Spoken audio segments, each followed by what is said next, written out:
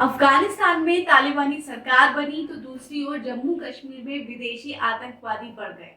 ये खबर अचानक से कैसे आई, क्या है इस पूरी घटना की वजह, जानेंगे बोलते पन्ने के इस एक्सप्लेनर वीडियो में मेरे यानी शिवांगी के साथ। नमस्कार और शुरू कर रहे हैं हम।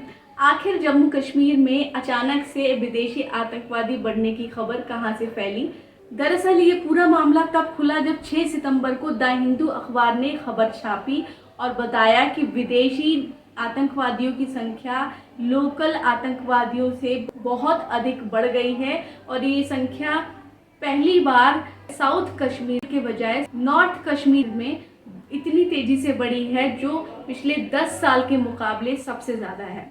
संख्या की बात कर लें तो इस समय घाटी में आधिकारिक आंकड़ों के हिसाब से करीब 40 से 50 विदेशी आतंकवादी हैं, जबकि 11 लोकल या स्थानीय आतंकवादी हैं, यानी कि कश्मीरी युवक जो भटक गए और आतंक के रास्ते पर चले गए। इस मामले में खास बात ये भी है कि 21 जुलाई को जम्मू कश्मीर के डीजीपी ने कहा था कि इस समय घाटी में बहुत अच्छी खासी तादाद में विदेशी आतंकवादी मौजूद हैं और अब जो आंकड़े आए हैं वो उनके बयान की तस्दीक करते हैं।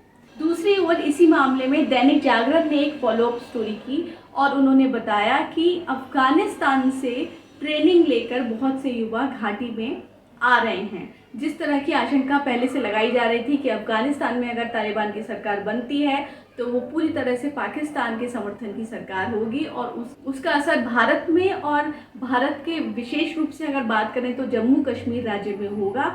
इस मामले में एक और अहम डेवलपमेंट ये है कि विदेशी आतंकवादियों के कारण जम्मू कश्मीर में हालात खराब होने का हवाला देते हुए कई सारे स्थानीय नेताओं से कहा गया है कि वे कुछ पर्टिकुलर इलाकों में ना जाएं और ये खबर द हिंदू ने दी है। जम्मू कश्मीर में हालिया स्थिति की बात करें तो सेपरेटिस्ट नेता हुर्रियत कॉन्फ्रेंस के प्रमुख गिलानी की मौत हुई थी पिछले बुधवार रात में ही। इस घटना के बाद इलाके में इंटरनेट को बंद कर दिया गया और गिलानी के बेटे का कहना है कि उनसे ज़बरन कहा गया कि रात में ही आप शव को दफन कीजिए। जब उन्होंने कहा कि हम ये काम सुबह 9 बजे करेंगे तो गिलानी के बेटे से शव ले लिया गया और पुलिस ने उसे सुपुर्दे खाक किया, ऐसा कहना है गिलानी के बेटे का। और ये खबर इंडियन एक्सप्रेस ने छापी थी। इस खबर के बाद इलाके में बहुत ज़्यादा रोष था, जिसको लेकर पुलिस ने इंटरनेट वहाँ पर 2 बार बंद किया और फाइनली 6 सितंबर की शाम को जाकर इंटरनेट खोला गया। दूसरी ओर कल एक खबर आई जिसमें महबूबा मुफ्ती ने ट्वीट करके दावा किया कि उन्हें हाउस अरेस्ट या नज़रबंद कर लिया गया है।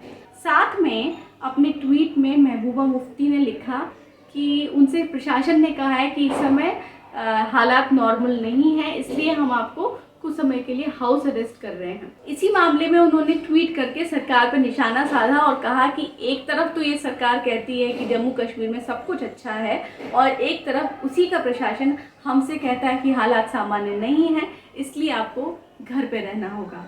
तो ये है जम्मू कश्मीर का पूरा हाल, जिसमें हम आतंकवादियों और कुछ प्रमुख नेताओं के हवाले से कुछ घटनाएं जानते हैं, लेकिन वहाँ आम कश्मीरियों का क्या हाल होगा ये बहुत कम रिपोर्ट हो पाता है और ये हम हिंदी भाषी राज्यों में रहने वाले लोगों तक नहीं पहुँचता।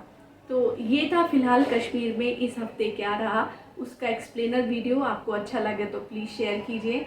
बोलते पन्ने से जुड़े रहने के लिए शुक्रिया।